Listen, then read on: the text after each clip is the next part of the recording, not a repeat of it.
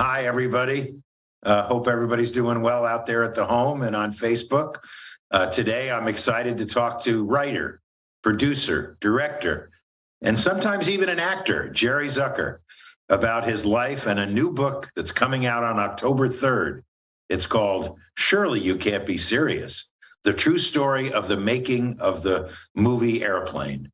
Written by Jerry, his brother David, and their longtime friend and collaborator, Jim Abrams. It's the first ever oral history of the making of Airplane by the creators, and tells of the beginnings of what they call Zaz Trio, Zucker, Abrams, Zucker, charting the rise of their comedy troupe, Kentucky Fried Theater in Madison, Wisconsin, all the way to the premiere night of Airplane. I've read it. It's fantastic. You're going to have a good time and a lot of laughs. Jerry also co-wrote and co-directed Top Secret and Kentucky Fried Movie, and he directed the film Ghost, which was nominated for 5 Oscars, including Best Picture, and won 2 of them for writing for Bruce Joel Rubin and supporting actress for Whoopi Goldberg. For total transparency, I've known a guy who worked with the Zuckers and Jim on this movie. His name is Howard W. Koch.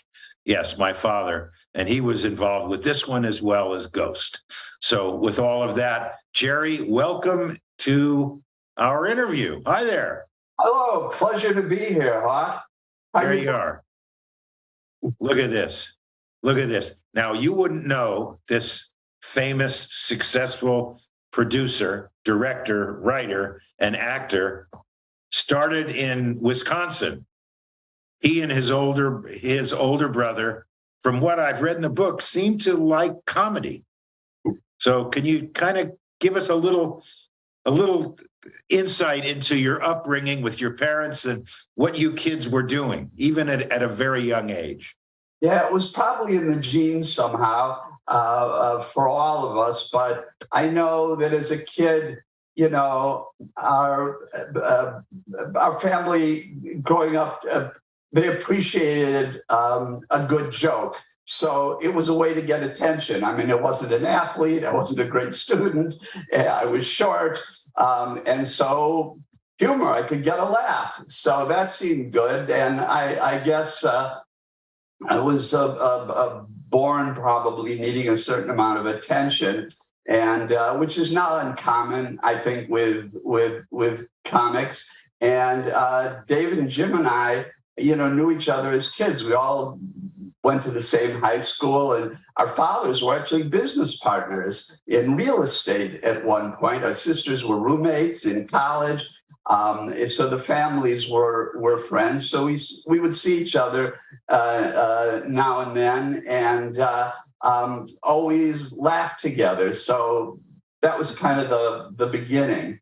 Got it. Now, was there a next door neighbor named Mrs. Zubatsky, or who is Mrs. Zubatsky, and what's her law? Mrs. Zubatsky lived next door, and we have a thing called Mrs. Zubatsky's Law. And what happened was our house, the roof of our house caught on fire. And we were, called the fire department, ran out of the house, and the fire department arrives, and they're starting to put their ladders together, and which is taking a little bit of time. And Mrs. Zubatsky was on her porch just right next door and watching this whole thing. And she yells at the fire department, forget the ladders, just point the hose at the fire. And, I give the fire department credit. They apparently made sense to them, and they pointed their hose at the fire and put it out within about 20 seconds. And so the moral to us of that story was, don't assume just because it's someone's job they can do it. And that if you have a better way, put down your laundry and scream at someone, And so that was always kind of our philosophy. Forget the mystique of Hollywood or how it seemed unattainable. We said, we think we're funny. We think we can do this. Let's give it a shot. Okay, so I don't know, it was high school or college, I read about some of the pranks that you guys pulled. I think this was either Jim or David. I don't think this was you, but can you talk about something that involved an elevator and a contagious disease?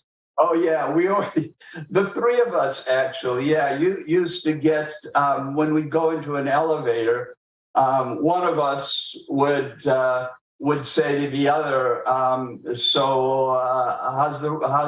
how you feeling? How's the rash? And he would say, I don't know, it's pretty bad. The doctor, I got to go home now. The doctor said it's contagious and I can't be around people. And people would start to back up and occasionally, like if David was the guy, he'd rub his face and rub it on someone's coat or something. but it was, we just somehow we couldn't resist poking fun and having people on. So there were a lot of those things that we used to do. Yeah. So was it in college, or how did Kentucky Fried Theater come about? Was that because of the kinds of pranks you guys were pulling, or? Well, I mean, that was part of our humor, the pranks, but it wasn't like, oh, let's do this, as a theater or something. My brother is a couple years older than I am, and he had graduated. He was actually working for my dad as a construction expediter.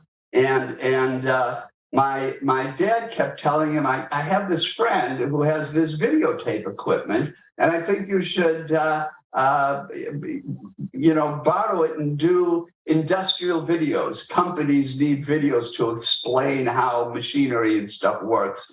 And that's something you could do. And David just wasn't interested in that. But then he drove to Chicago and he saw a thing called Void Were Prohibited by Law, which was a offshoot of Groove Tube, which is this place where they rented out a room and they put a bunch of television monitors around and couches and chairs and stuff like that. And you'd watch these, like 90 minutes or probably less of kind of scatological, funny videotapes. And David, it was a revelation for David. And he drove right from Chicago up to Madison, knocked at my door. I think he was kind of frothing at the mouth.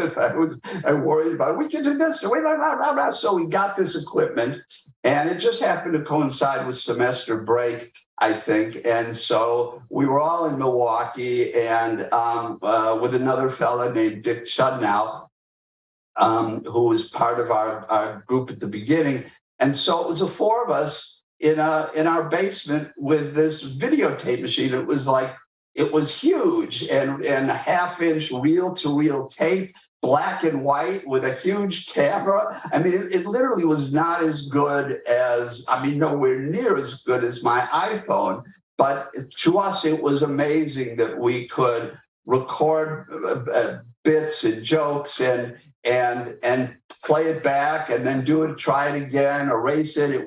And there was once we had the equipment, there was no real expense to it. David and I had done some 8mm films, but that was, you had to wait for it to be developed. It was, expensive, at least for us. But anyway, and after a while, we had like 20 minutes of material, of bits, and we showed it to people and they laughed. So it was like Mickey, Rooney, Judy Garland. Hey, let's do a show, and we found the back of a bookstore and we remodeled it into a theater. And we bought Abbey Rent's chairs for $1 a piece, old ones, and which I always laughed because it was less than what we were charging per seat for admission.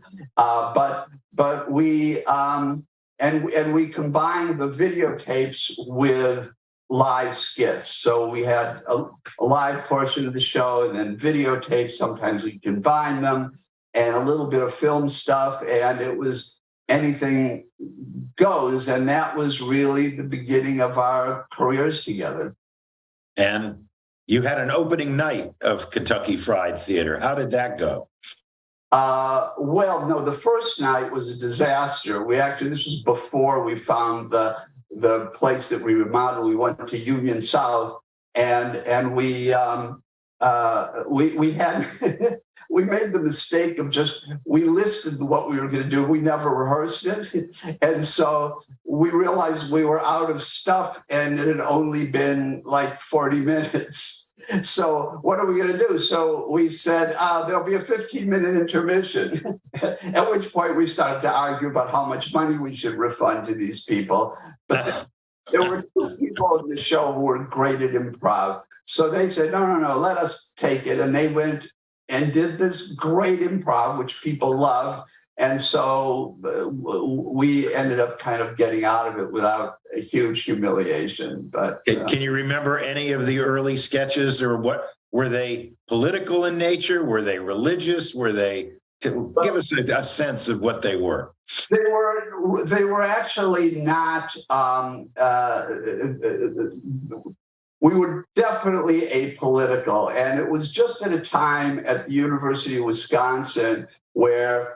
I think look at this. This was the early 70s, and the tail of the Vietnam War, and people were very political and protesting and all that.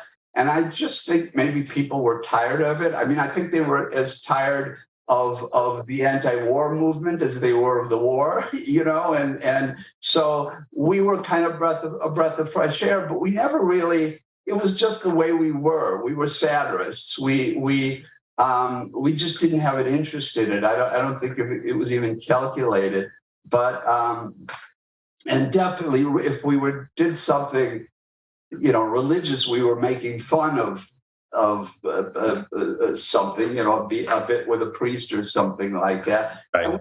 And we did a lot of these funny video tapes, and we just did them so crudely, but they worked. Our mother was in a bunch of them. She was in a videotape about Wonder Thimble, and it was like this thimble. You can darn his socks and sew his clothes so they're all fresh and new when he gets home. It was all about this kind of way. And then at the end, I hope this is all right on film, but she's got the Wonder Thimble on her finger, and Wonder Thimble, and she displays it to the to the camera. I get it. And you get it. But my mother was always game for that, and she was actually an actress. She loved acting, but she kind of gave it up to raise kids. And of course, in Milwaukee, it wasn't like there was a ton of opportunity. So it was great for us years later to give her all these great roles in our movies. Right. So now, but the Kentucky Fried Theater in Madison became a big hit. Like, there were people lined up around the block. Is that what gave you the impetus to see if you could do it in Hollywood? Well, yeah. I mean, it was 70 seats, so it wasn't. Well, that's a lot of people But still, that's good.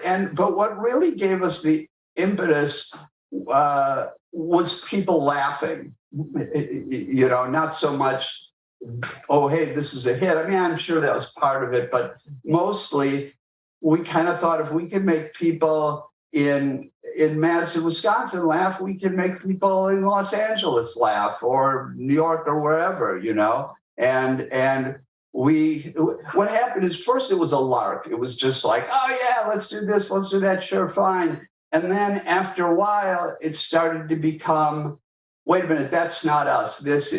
This kind of bit, it's maybe funny, but it's not our sense of humor. So we really developed a style. And as we did that, we just became more serious about the whole thing. And then after a while, we said, hey, we don't want to stop this, and we can't make a living from it here. I mean, we were making enough money to buy better equipment and stuff, but we weren't profiting really. And so we thought we got to take this into New York or LA. And we thought LA would be the better place, and it would be more pleasant to starve there if things were tough for a while. And so who went first?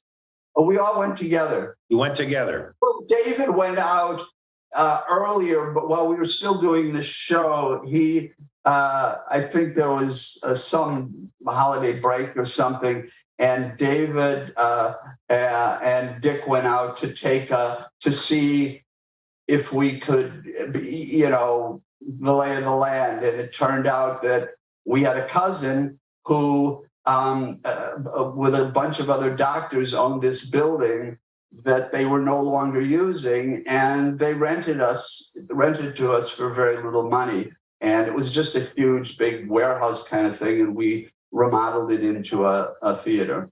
And you lived above it. That was on Pico, right? It was unbelievable. If you want to make a case for fate, we found this place on Pico Boulevard, right next to 20th Century Fox. It was a great location, and it had tons of room for a theater, room for storage or other stuff, and an apartment up above. So, that was the first night we slept on a bunch of hospital beds. They bought it to make it into a convalescent hospital, but the market fell out at the time or whatever. So it was just sitting there. So we slept on hospital beds while we spent a week cleaning up. I mean, it was just a mess, this place. So we cleaned up the upstairs apartment and then moved into that. And then started rebuilding a theater downstairs, and it was just almost too lucky a situation.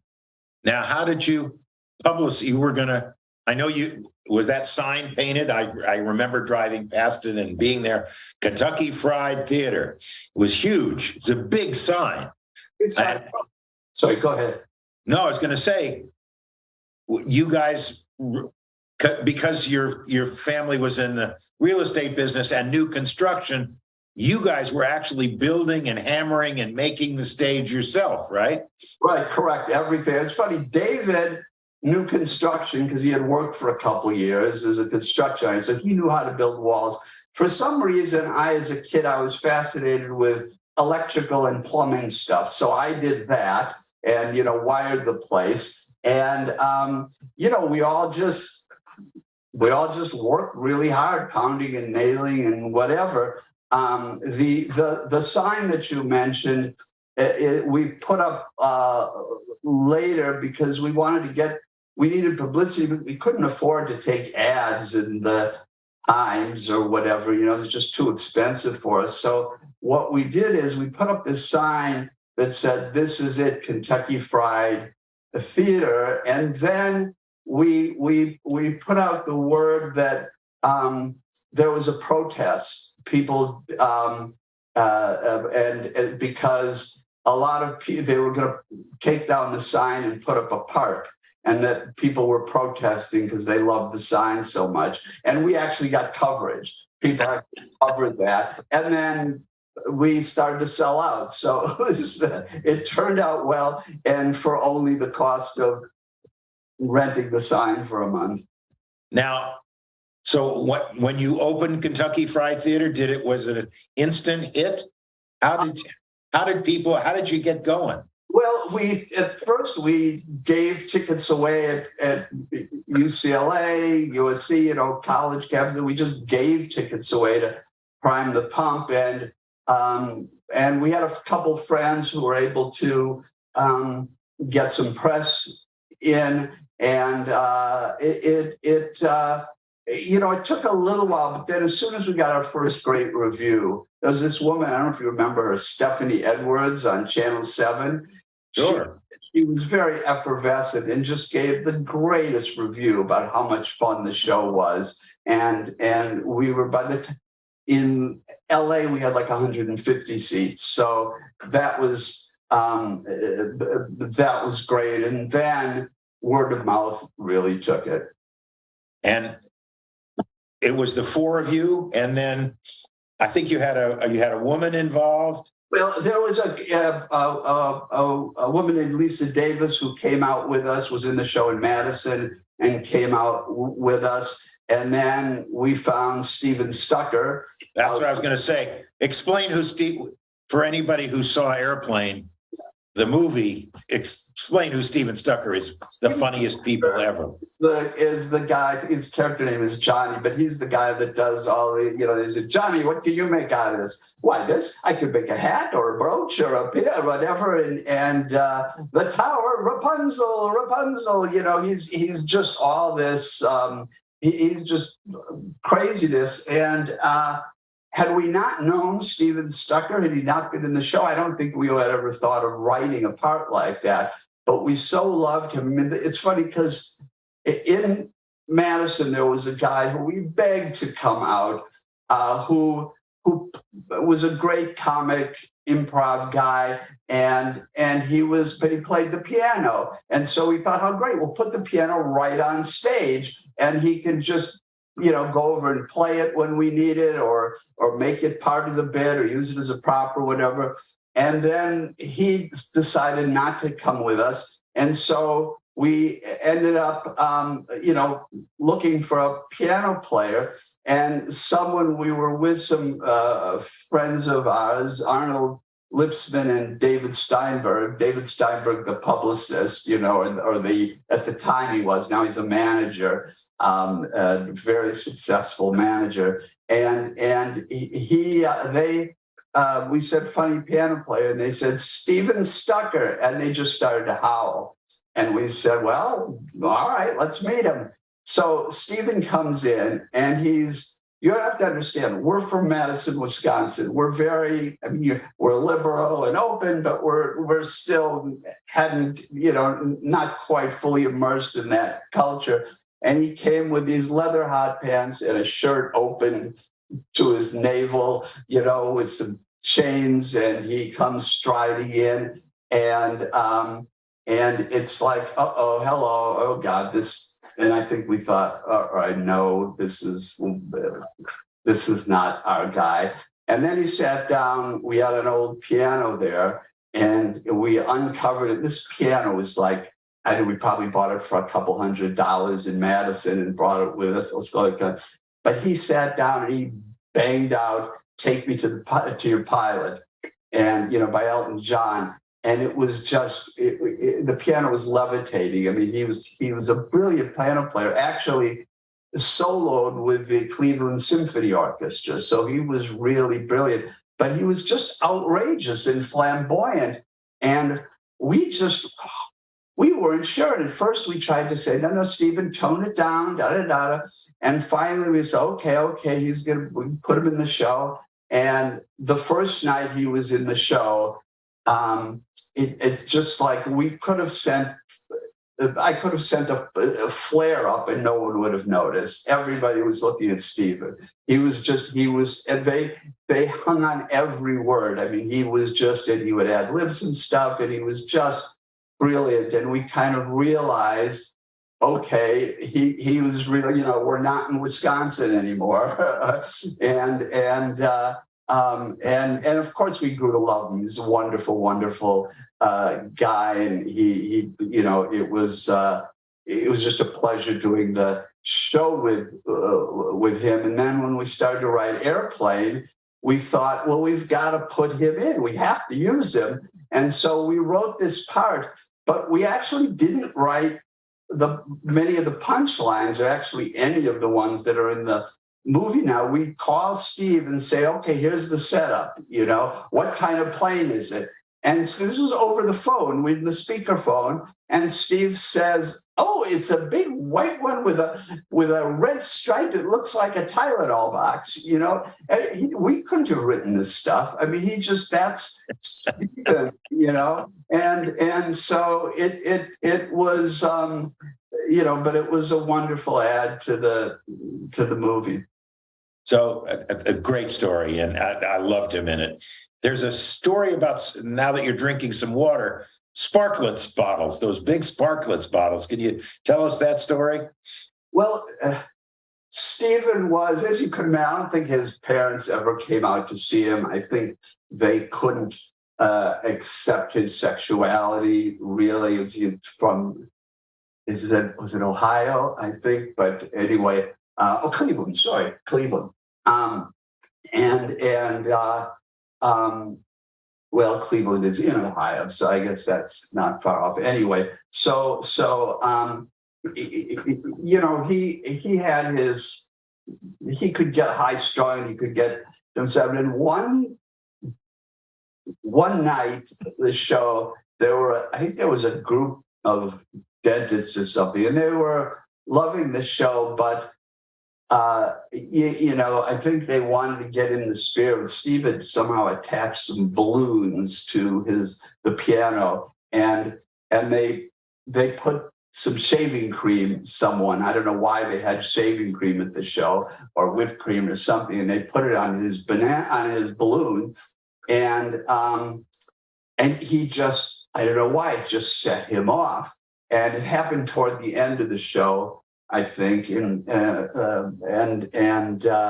he just started to scream at them. We were like, people kind of started to giggle a little bit, like it was part of the show, but then the show ended, and then we found him outside smashing Sparklets bottles and screaming, "Go home and die!" or something. He was just really got crazy. And then finally he came back in, and I remember, you know, he was, I think, kind of crying, and we were sort of hugging him, and I remember David say, you know, "Steve, it's okay. Under the circumstances, what else could you have done?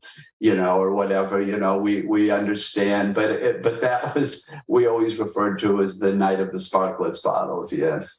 Got it. Now, I guess your biggest night and your biggest dream, all of a sudden, you're going to be on the Tonight Show with Johnny Carson. How did that go? Yeah, not well. I remember thinking, you know, it's funny, your goals keep rising. If I could just do this, and then you do that, you think, well, if I could just do that, you know, and so in the, you know, there are a lot of performing groups that were on the Tonight Show, and I thought, boy, if I was ever on the Tonight Show, I could die and have lived a good life. You know, they'd write on my tombstone, "He was on the Tonight Show," you know, and it just seems so gigantic in Madison, Wisconsin. So, you know, they scouts saw us and made arrangements. And the first night, we got bumped, and then we came back, and Joey Bishop was the guest host. And I don't know who wrote his introduction, but he was like, "I don't know who these people are. I don't know if they're good. I don't know, you know, but please welcome the Kentucky Fried Theater." And in the studio, people were laughing, but I think we did the wrong bits because they were kind of visual. They weren't funny lines, and of course, you know, the director was kind of shooting. I mean, we rehearsed it once, but he was just like shooting it by the seat of his pants, whatever. And so you know, it didn't come out across on the television. And I kept running into people afterwards who would say things like, "Oh, hey, you were on the Tonight Show, huh? You know, how was that?" You know, I mean, it's just like it wasn't great, but you know, maybe another lesson. Now I understand. You got in touch with John Landis at some point. Yeah. How did you decide maybe you'd make a movie out of Kentucky Fried Theater? Well, the first thing we decided was that we didn't really want to be a performing group anymore. You know, that just didn't. You know, I mean, we enjoyed it, but we were tiring of it. And then the second thing, maybe partly because of the Tonight Show, we decided TV wasn't really great for us, and also even writing for television, we're not prolific writers. We're not. We can't just churn stuff out week after week. It just takes us longer, and we wanted to have more control, I think. So okay, we decided we should try writing a movie. So, but we didn't know anything about writing a movie. We didn't even know what a movie script looked like. We had never seen one. So David saw John Landis on the Tonight Show, and he was there because he was like a 21-year-old or something that had directed a film, Schlock.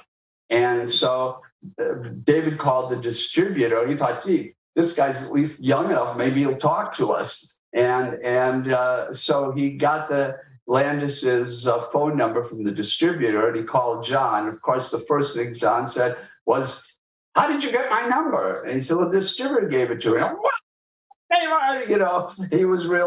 He was upset about that. Even at that age, John Landis was upset. Yeah, exactly. But he was very nice. I mean, he was just like, they shouldn't be giving away my number. But then once David got over that, or John got over that, he was great. And David invited him to the show, and he came and saw the show, and he really liked it. And we said, "Can we take you out to lunch and ask you questions about movies?" And he said, "Sure." So we went out to lunch, and we just were asking really novice, naive questions about the movie business and writing a screenplay. And he said, "Well, here, I'll give you we want to know what the form is." And he said, "Well, I have a script in my trunk. I'll give it to you, so you can just copy the form from that." And I went out to the parking lot with him. He opened his trunk and gave me a script to American Werewolf in London.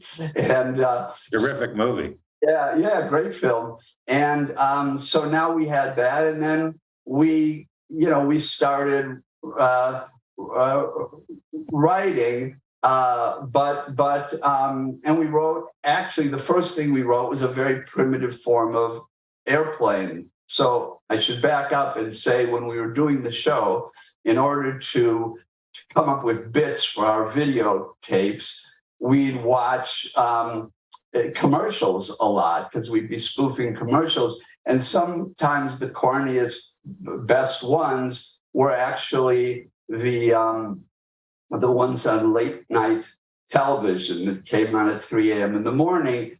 And they were usually on the Late Show movie, so we would set the machine to tape them, and then get up in the morning and see what we had caught, and so we're looking at these commercials, but they're, the movie is this movie called 0 Hour about, which is essentially the plot of Airplane, about, this plane in trouble, and the guy's got to fly it down. And we thought, hey, this movie is actually pretty interesting. I mean, and for us to satirize something, we have to both find it laughable and have a great affection for it. And 0 Hour is really, you could teach film structure from 0 Hour. It's well, and we knew nothing about structure. And I don't think we even knew that there were structure books. Or that was. Now, was Landis aware of 0 Hour at the same time, or this was just the three of you? No, it was just the three of us. And when we finished a copy of the script, we sent it to Landis and said, "Hey, would you direct this?" And he said, "Sure," but we couldn't get the money for it. There was one guy in Canada who actually did think it was funny, a good idea for a film, and wanted to buy it. And actually, at the time for us, would have been a substantial amount of money. But we didn't want to lose control. It was, and so then at some point after that,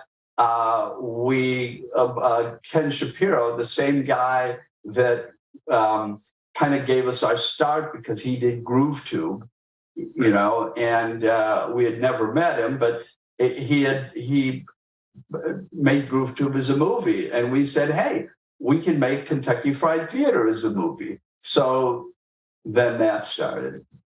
And there's a shoe story about John Landis that I found pretty funny. Yeah. You tell us about that one? So we're trying to get the movie financed, and we're all the studios turned it down and everything. And so we ended up going to alternative sources of financing, which often means guys with deep pockets and short arms. And so there was this one real estate agent who had seen the show a couple times, and he was actually I shouldn't call him a real estate agent. He was a builder. He was really, really wealthy guy. Developer. Thank you. That's better. And so he was interested, and he said, you know what? Why don't you?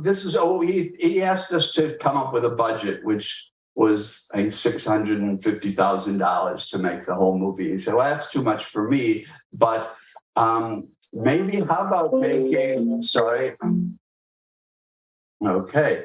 That's too much for me, but maybe I can, if you make a short film, like 10 minutes of it, 4 bits or something, I can show it to some of my other wealthy friends who get it financed. We said, okay, that sounds like a great idea. So he said, come up with a budget for that. And the budget for that was $30,000.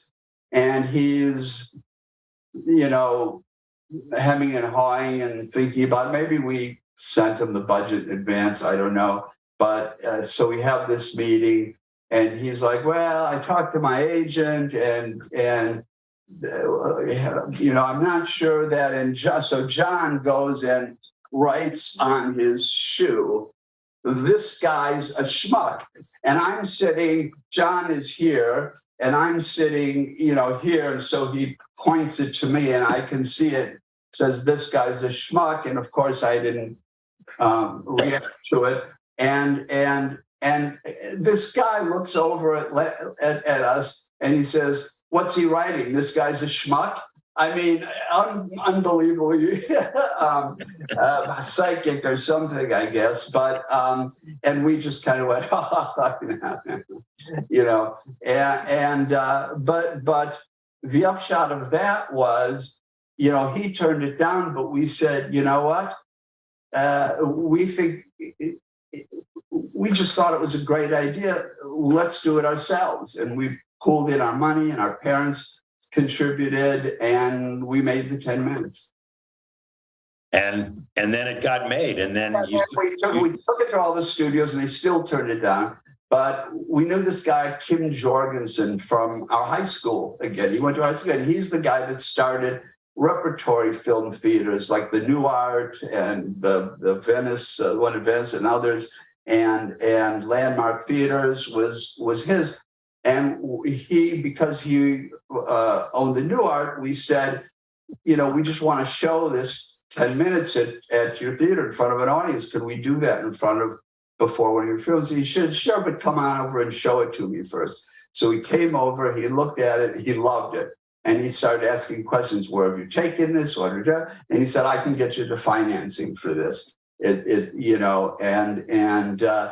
took it to a distributor and to United Artists Theater Circuit, which is obviously a different company than United Artists Film Financing Company. And they showed it in one of their theaters, and people laughed. So they financed it, which was a big deal.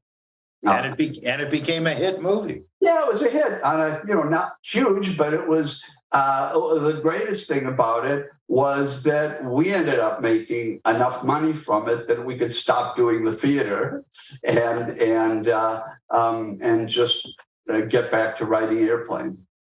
So, had you always thought of Airplane? Because now we're getting into Airplane. What I loved about it, and you talk about it a lot in the book, is that you took serious actors, dramatic actors, and they played it absolutely straight. It's what came. Was that always the idea, that the comedy came out of the fact that they played it straight and what was going on? Yes, and it was the biggest reason why we wanted to keep control of it. You know, we just couldn't trust anybody else to cast it that way or play it that way. And I have to say that as I've seen other attempts to do our kind of humor, and you know, some of them have been very funny, whatever, great, but it's just nobody.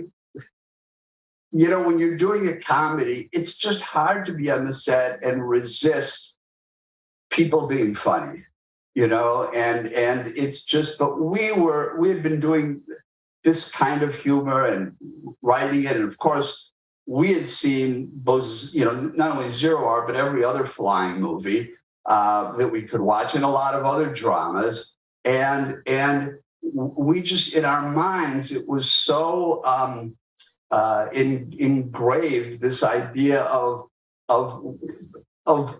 playing it. You know, what we told the actors was, don't play it straight. Pretend that you don't know it's a comedy. And there's a really line, because when people play it straight, they think they're playing it straight, but they're putting a spin on it. And you know, we wrote an ad recently for the book, and we said, you know, it's got to be done very seriously. We sent them an example, announcer, and then we get it back.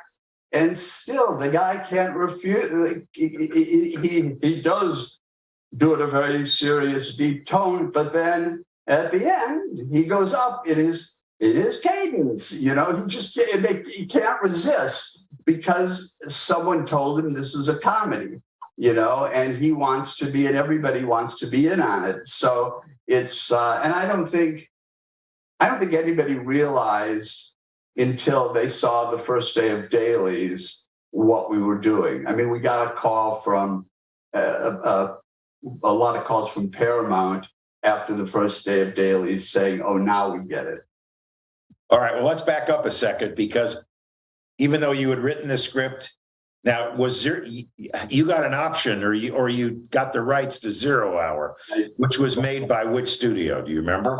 Well, it was made by, it was owned jointly by Warner's and Paramount, and I think it was made by Warner Brothers. Yeah, it was Warner Brothers, but they somehow they sold part of their library or something like that. And that was lucky. When we had bought the rights before we sold Paramount, we bought the rights from very inexpensively from Warner Brothers. And then some lawyer said, wait a minute, apparently they co-own it with another studio. Oh my God, what now? And it turned out to be Paramount. So you show the script to Paramount, and they're not green lighting it right away.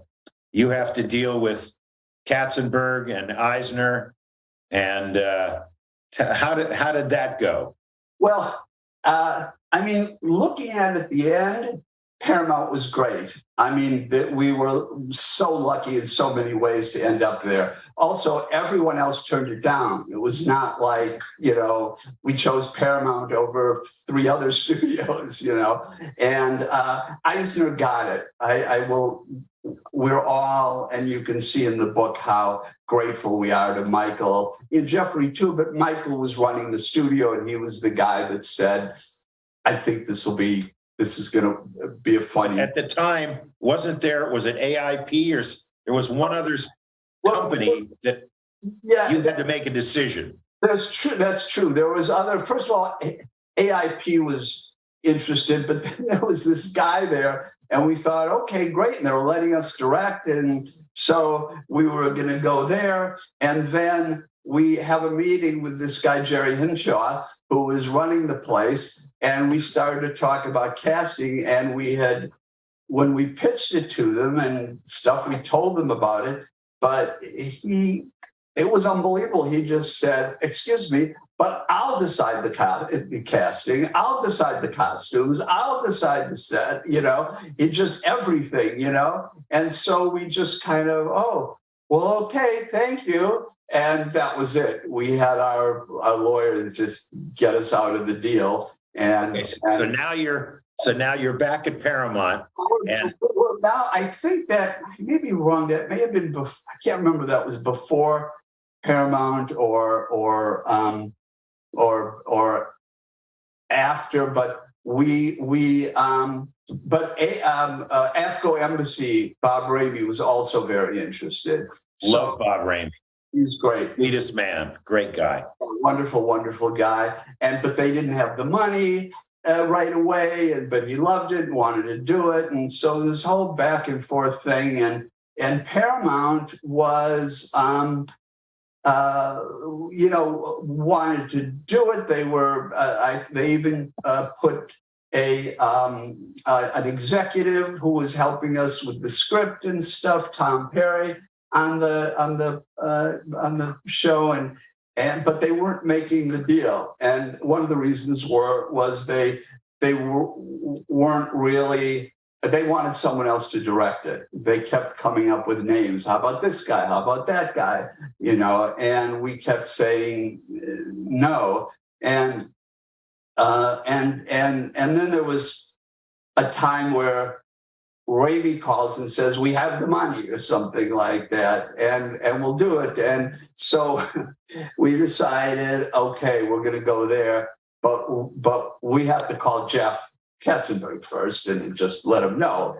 And so we called Jeff, and I don't know, it took him probably 5 minutes to get us back at Paramount. He's very good at that. He's excellent at that. There's no better person at getting someone from point A to point B. Now, I understand at that point you didn't know who Barry Diller was, and you had a little tete-a-tete with Barry Diller. Tell us that story. This was later, we were always dealing with Katzenberg and to some extent with Eisner, but this was in after we finished the movie, and they came up with this wonderful art, the Twisted Airplane, which was like, it spoiled us. We thought, oh, this is what happened. You finish the movie and the studio comes up with a brilliant artwork. And so when they took it to finish and they showed it to us, there was a scantily clad stewardess on the tail holding a tray of drinks, and we just like, no, that's not, no, and so we asked them, we said, you can't do that. And they that's horrible. And the marketing department says, Barry Diller likes it. And it's like, well, all right, who's this Barry Diller? Get him on the phone. I probably knew that he was a higher up guy. It's not like I didn't know at all, but, there's knowing what Barry Diller's title is, and then there's knowing who Barry Diller is. And the who is what I did get. So I just called at him and yelled at him, how can you do this? It's terrible. That's what the movie. And he hung up on me.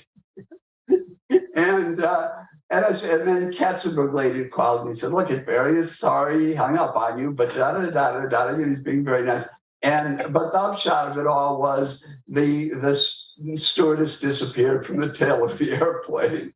I must tell you, you're one of very few people who have actually yelled at Barry Diller, I think, in that way.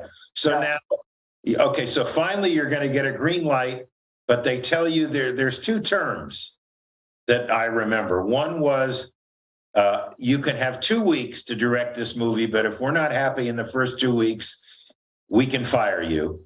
Right. And the other term was you had to have a guy with you by the name of Howard W. Koch. Exactly. Tell me how that meeting went and how did, of course, I'm a little prejudiced, but tell me about how you and Howard got together. Well, it was, so they said they wanted this, this guy, Howard W. Koch, on the film. And we didn't know who Howard was, or I think actually I thought it was the guy who wrote Casablanca, Right. And we're like, oh God, they're going to put this old guy on the film. And of course, at the time, Howard was a lot younger than I am now, So, but it's just like, oh, what is this? But we instantly grew to love him, and he's Surprise. yeah. Well, see, yeah, I didn't. We weren't prepared for Howard's charm, and the effect that he can have on people. But really, more than that, he was a great mentor, and actually, the studio thought he was their guy in the airplane, production. And in fact, as time went on, he was our guy in the studio.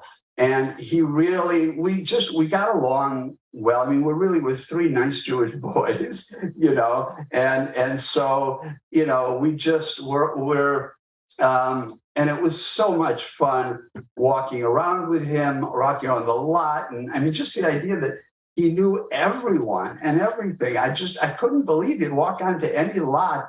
He'd know the guys at the guard gate. We'd walk on a set and he'd know most of the crew. And just the way he was able to charm people. Hey, Eddie, how you doing? How's the family? What's going, And it was just, we were just kind of sort of watching in awe.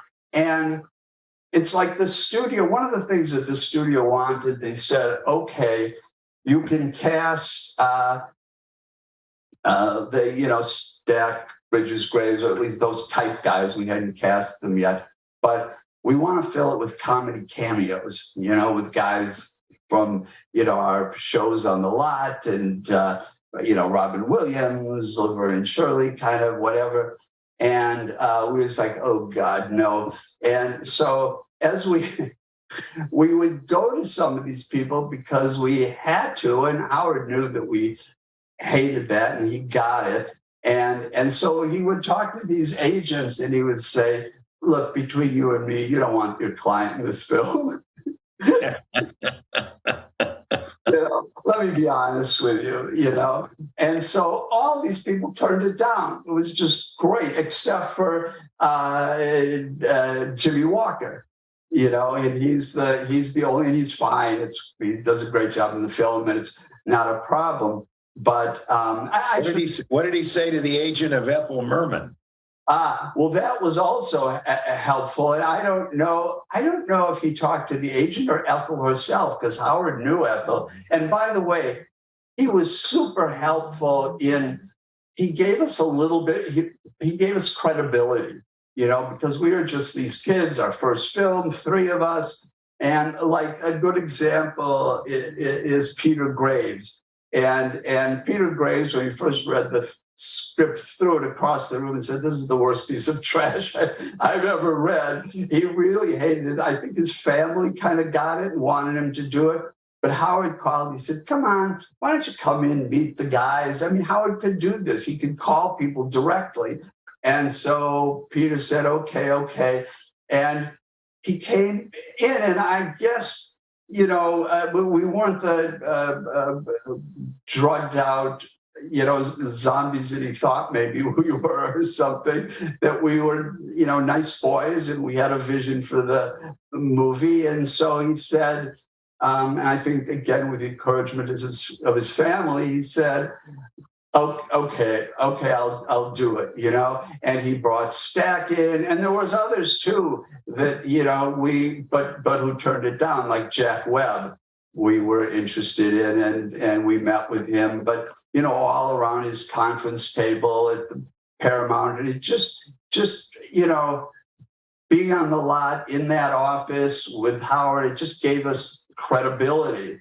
And the other thing is that was incredibly helpful. We were very uppity, about it. No, only we could direct. We can't. It's got to be this. It can't be that. And Howard would kind of slow us down and say, I got it, but let's just play it out. It'll probably go away, or let's do it this way, because otherwise we would have gone into the studio every week and threatened to quit, And it's like when Eisner had seen this duo Monteith and Rand, and they did improv in a show of sketches on Broadway, and he had seen it. He thought, and they did an airplane sketch even, and he thought these guys might be great as Ted and Elaine. So we went out to see the show, and it's like completely wrong. And it just, there was no way. We told Howard, regrettably we have to pass. But the studios kind of insisted. Howard said, just let them come out. Let's do it. And then we shot these. We shot the screen test, and I said, okay, I guess we have enough. He said, no, go in for close-ups. And I said, what? Okay. There was a point where we just trusted Howard. You know what I mean? Whatever he unlike anyone else at the studio, we just trusted his instincts, particularly in how to deal with the studio. So I did the close-ups, and when I watched them, of course I could see, forgive me, but he looked like a mouse and she looked like a horse. I mean, it just wasn't, it clearly wasn't working. And Howard knew that. He knew that Eisner would see this and say, okay, forget it, I was wrong. And without us having to make some huge fuss about it. And that happened 100 times. And there were so many of those moments, and I really have to say, I don't think we would have ever gotten through the Paramount experience without Howard. Yeah, that's not a new story, Jerry, as you know. That happened a lot of times with my dad. So thanks for filling us in on that. So you start to cast. And was Lloyd Bridges the first of those kind of guys that said yes? Or I think the first, we actually had offered it to George Kennedy, that role. We loved George Kennedy and later used him in Police Squad, but Universal wouldn't let him do it. If he did, then he was out of the airport franchise, and which paid a lot more money. So we certainly understood that. But I think that was the part also that we met with Jack Webb for. And at some point, it was Lloyd. Robert Stack was the only one that we actually wrote the movie for. We loved Robert Stack. I don't know. So I'm sure you knew this, but my dad produced a movie with Bob Stack in 1952 called War Paint, and then he directed him in a bunch of Untouchables. So he knew Bob. He knew him and brought him in, and he may have been the first one in. I'm not sure. Well, the one that life changed because of you was Leslie Nielsen. Leslie Nielsen was the last one we couldn't, I don't know. I think we'd actually offered it to a couple people who had played doctors in TV shows like Ben Gazzara and whatever, but we couldn't fill it in. And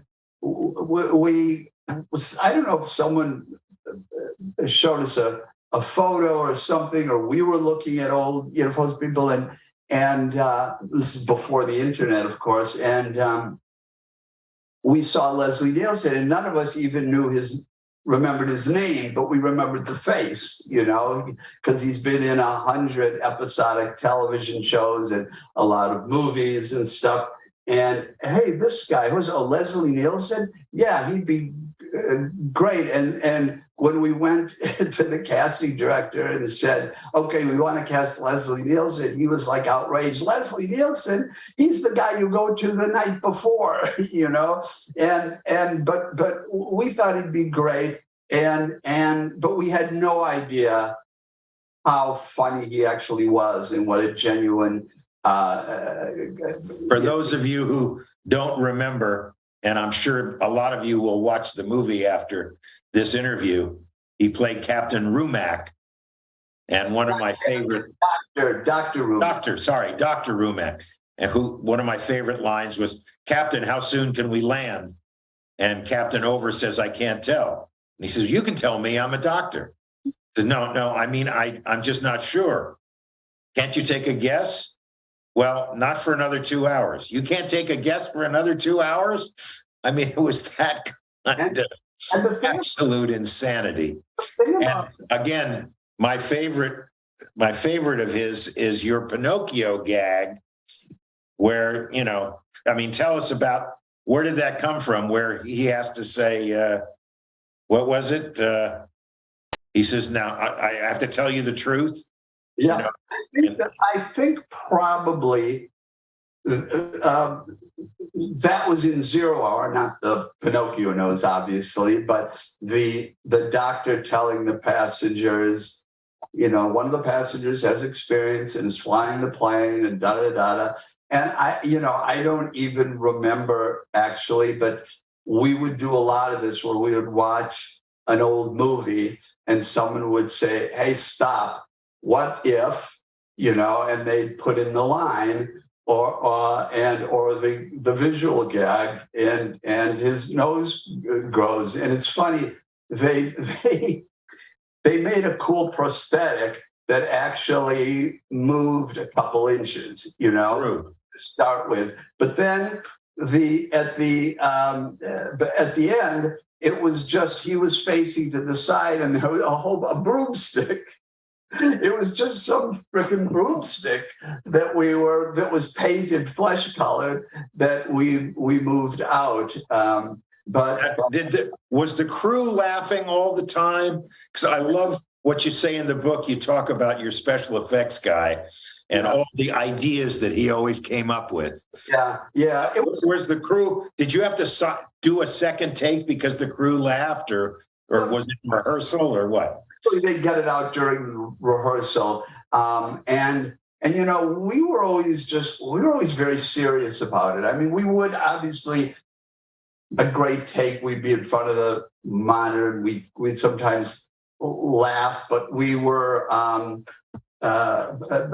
mostly I don't remember them ruining any takes. There is a moment in the movie where Peter Graves is at the phone and he the red phone from Dr. Over for Captain Over, whatever, and he picks up the white phone and the PA says, "No, the red phone."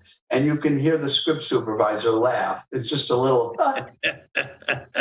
Well, also for family reasons, I was thrilled that in the airplane, the headline, "Boy Trapped in Elevator Eats Own Foot," is a picture of my son, Billy, who's now 53. I think he was 10 at the time. Yeah. And my daughter was very upset that Billy was in it. So thank you, because you put Emily in Airplane 2. So both of my kids, my older kids, Robbie never got in one. Emily can thank other people because we had nothing to do with Airplane 2. Oh, sorry. Yes. That's right. I've never seen it, actually, but she's in it. So again, another one. Surely you're not serious. I am serious. Don't call me Shirley. I mean, that line is used all the time, everywhere.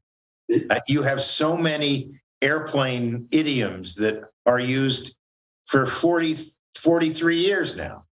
Yeah, that's a fun thing. And that line, again, was a line not from 0 Hour, but from some other airplane movie where someone actually said, "Surely you can't be serious." And, someone said, "Stop the tape. How about I am serious and don't call me Shirley." So, right. But it's fun now. Obviously, people laughed at those lines when the movie opened and everything, but it's, DVD and streaming, and well, first video cassette have given the movie a second life, or a second, third, fourth, fifth. Yes, whenever. And it's fun that these lines. I mean, I think it's just very cool that for me to have these lines be quoted all the time. Well, I want to know where this absolute ridiculous line comes from, where Bob Hayes is I think trying to drink. He can't drink, and the old woman next to him says, "Nervous?" And he goes, "Yes."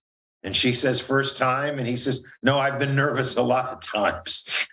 Okay, I can once again. And then she's the next cut. She's hanging. Right. Well, first of all, the line that's actually in 0 Hour, where there's a woman next to her, a kindly old woman, and she says, "Nervous? First time?" And he says, "No, I've been." Maybe she says, maybe actually says, "I've been flying lots of times," or whatever. And so we changed it to, "I've been nervous lots of times before." And then, the woman hanging is something, things that we laugh hard at when we write or film are not always the ones that are the big laughs. But that was one that we always loved that joke. And then, of course, continued just the idea that he was so boring that people. It's so unexpected. That's what I love. Your humor, everything is unexpected. And of course, because I was a UCLA Bruin, Kareem Abdul-Jabbar is the co-pilot. Now, I understand he wasn't your first choice. Well, at first we wrote it for Pete Rose, but by the time we got near the filming, I don't know that we ever went to him or got a response, but by the time we got ready to cast, it was going into baseball season and he couldn't do it. So we said, "Okay, who else?" And I'm so glad. I mean, there are a lot of people that turned down parts, and I'm so grateful that they did, because nobody could have been better than Kareem. Kareem was great. Yeah. He was so real when the boy calls him on who he really is. I mean, that's a very great moment in the movie. Yeah. I guess it was Pete Rose we would have had to say, "But I hear you gamble on games." Oh God, trouble.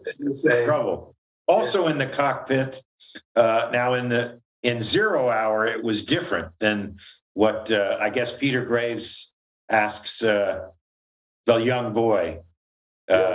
What was it in 0 Hour, and what was it in your movie? 0 Hour, it was just, "Have you ever been in a cockpit before?" "No, sir, I've never been up a plane before. And here's something we give our special visitors." And he gives them that toy airplane. So that was in 0 Hour, and I don't remember what the dialogue is afterwards. So we decided that how fun for this straight pilot, we love, and Peter Graves is a perfect pilot. If you were doing a serious film, he's that image, and he was so great about just going with it, and but later he said a couple times he was like in a grocery store and he would see some kids staring at him, and he'd say something like, "Do you like? Have you ever been in a Turkish prison?" And the mother would quick drag him out, So he learned to embrace it as much as he thought maybe at the time he shot it that it was a bit tasteless. But so tell me, speaking of the cockpit, where did the autopilot come from? Where did that idea come from? There's a scene in a lot of these movies, but certainly in 0 Hour, where they say, turn on the automatic pilot, and then they flick a switch and the plane goes, the plane is kind of, and then they turn on the automatic pilot and it kind of steadies out. And so we just, it's hard to tell, sometimes people, say, where do these jokes come from? My usual response is from the coffee, and because we're always drinking coffee when we write. But, it's just someone said, hey, how about an inflatable autopilot, an actual guy, And I understand the special effects guy was able to do some things with the autopilot that I thought were great. The great thing about John Fraser and his team was that they were innovative, but they were, from their point of view, it was about cool stuff that they could do. It wasn't even like trying to rewrite or add new jokes to the film. I mean, they did, but it was more like, hey, we could make the eye wink if you want, or we could make the thing bob up and down, or we could make the head turn around, or whatever it was. And because for them, that was fun to figure out how to do that. They really loved their jobs, their work. And so they were always, and of course, anything that we wanted, like, can you do this? They would almost always figure out a way. So was the wink in the script, or they came up with the wink? Oh, yeah, the wink was actually their idea. They actually, I think, I don't know, maybe in the book, I don't remember exactly. Mrs. Autopilot may have been someone else's idea, and they quick painted it. And then, it was Fraser and his guys that said, we could make it wink.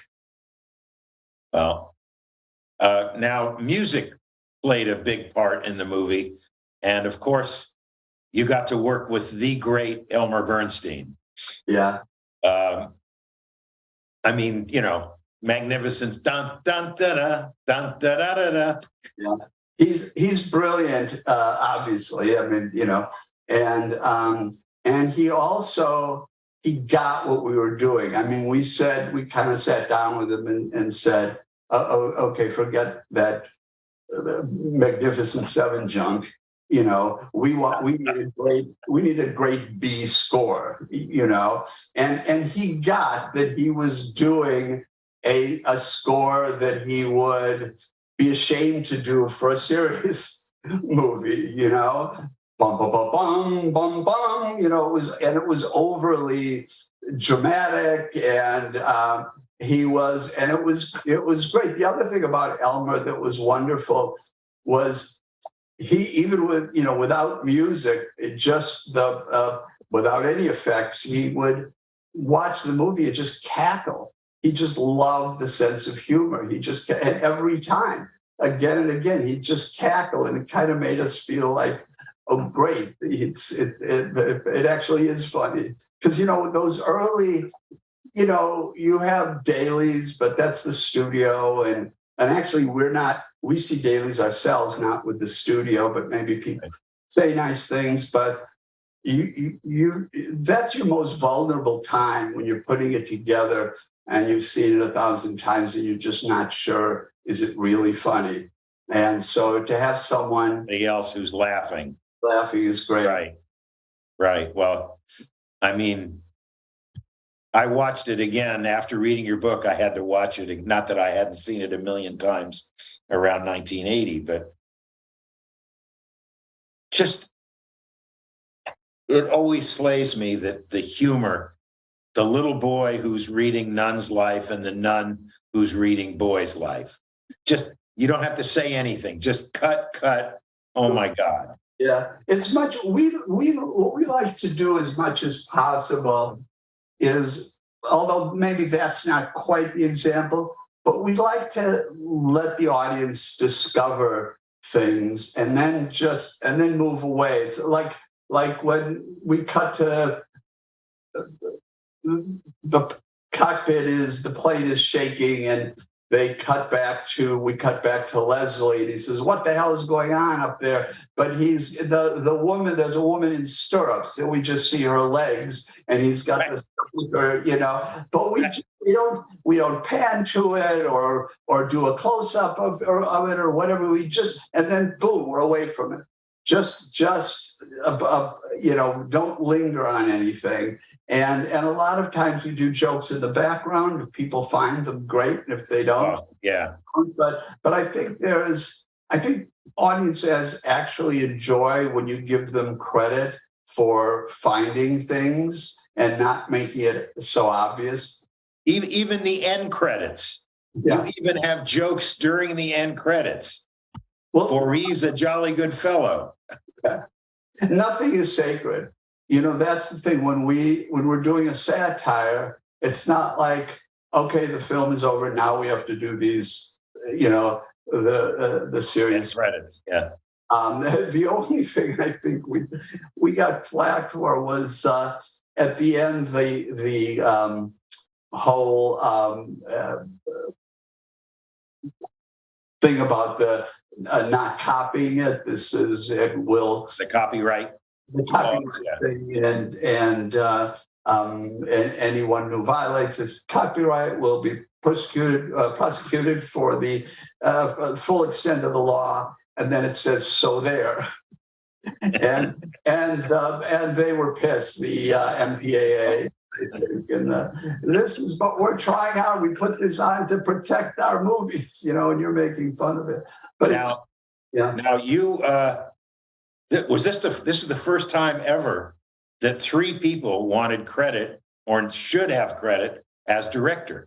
I think so. Did you go to the DGA before you started shooting or after the movie was over? What happened with the DGA? It was in the middle of shooting that I guess they had rejected, and I don't know what forms they're in or whatever, but we heard that they wouldn't let us share credit, and because I was the one that was calling action and cut, they somehow they thought, okay, Jerry's the director, which is actually pretty absurd. If that's what directing is, we're all in trouble. They're kind of degrading their own profession. But so we went to a meeting to plead our case, and they voted against us, and so to us that was untenable. We couldn't. It was unthinkable. So I actually went to court and had my name legally changed to Abrahams and Zucker's. And we figured, okay, at least we could get that, and which is better than one of our names. And we also thought maybe the DGA wouldn't want to. I mean, that would cause a lot of attention, and maybe they wouldn't want it or whatever. I don't know if they ended up caring about that. But then Howard said, let's go in one more time. And we kind of trumped up some new evidence, like that we had directed before, which we never mentioned, which was just at the theater, the videotapes, so that we had directed film together before. So we went in again and made our case. And I have to say, the first time, they were a bit of an angry mob. The DGA, I mean, I don't know what the first vote was, but they held up an article where I had jokingly, they had asked us about 3 people directing, and I said, well, it's great because 3 heads are thicker than 1, or something like that. And they said, are you mocking us in the process? I mean, it was all, and so the second time we went in and we were a little more polite, I think, because we realized that we were in trouble here. And we made our case, and they voted and it was a tie. Bill Gates and the DGA. Bill Gates voted for us, and I will, I've always been incredibly grateful to him for that. One man's kindness made a huge difference in our lives. We could put all three names up and didn't have to, monkey around. So now I want to, because we're coming almost to the end here. Quickly, you've cut the movie together, it's ready, you've got music on it, and you take it and you have to show it to the executives at Paramount. And you guys, I'm sure, must have, with all the laughter and everything, you guys, Michael Eisner had already laughed and thought it was great. What happens at that screening? The Paramount screening. The first Paramount, the premiere, are you talking about? Or? The preview. Showing it to the Paramount. That yes. They didn't like it. Yes.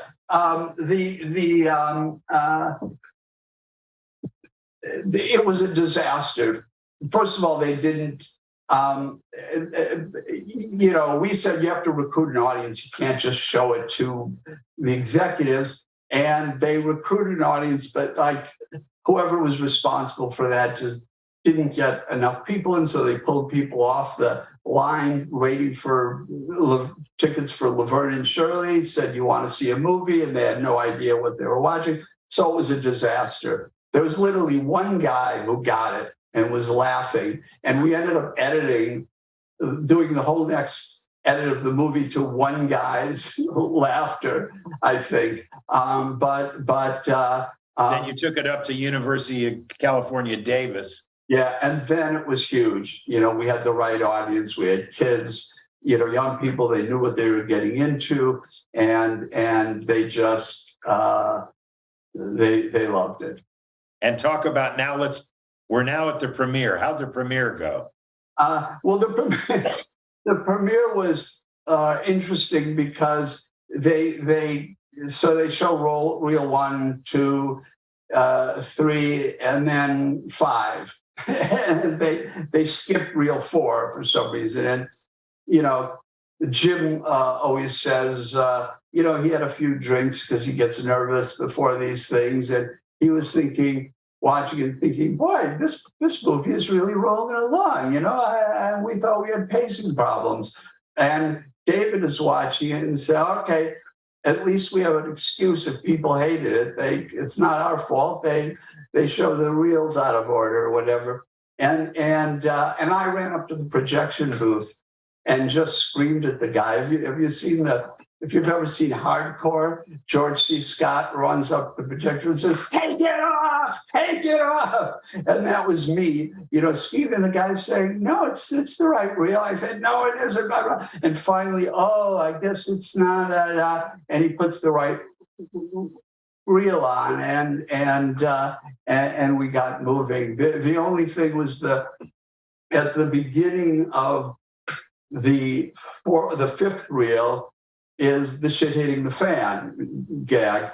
And so he had played before I got up to the booth. So then when he changed, we played the 4th reel, and then the 5th reel comes on and it plays again. And a bunch of people afterwards said, yeah, I like the film, but I don't think you should do shit hitting the fan twice. That's too much. Well, the rest is history. Of course, it was a huge hit. It's one of the few films that is, what an honor that it's in the National Film Registry. I think that's a great honor. And it's been a great honor, Jerry, for me to have this time with you and to laugh again. And for everybody who hasn't seen it in a while, trust me, go see it again. You will laugh as much as you did the first time. No, read the book. What? No, don't see the movie. Go out and buy the book. Oh, well, show me the book. Here we go. There you go. Surely You Can't Be Serious by David, Jerry, and Jim. Well, it's so much fun to read. And then go see the movie again. Excuse me. And I think we need to have Jennifer back on. She always has a question. Jennifer, are you there? I'm Did you have here. fun today, Jennifer? Hi. I'm sorry, do I what? I said, did you have fun? I absolutely had fun. We showed Airplane to the residents here in advance of the interview today. So all I really want to say is, pardon me, miss, I speak jive. No, the other thing I really want to say is we ask all of our guests two very important questions because it is the Motion Picture and Television Fund. What is your favorite movie and what is your favorite TV show? And we know that you have another meeting to run to, so thank you. Okay. Was that a question or? Yes. What is your favorite movie and what is your favorite TV show? That's right. Boy, it's hard for me. It's hard to a favorite movie because there's so many of that I feel are brilliant and they're just very different. I have great affection for Casablanca. That's the movie that I can watch again and again and again. To say it's better than Citizen Kane or The Godfather or is certainly you really can't make that case one way or another. But that's the movie that if I see 10 minutes of it, I have to watch the whole thing. And as far as TV goes, I'm not a huge TV watcher, but I love Mad Men. Great. Yeah. How you feel about Casablanca is how I feel about Airplane. I can't flip around and see it and not then stop everything and cancel plans and just watch the rest of the movie. It's wonderful.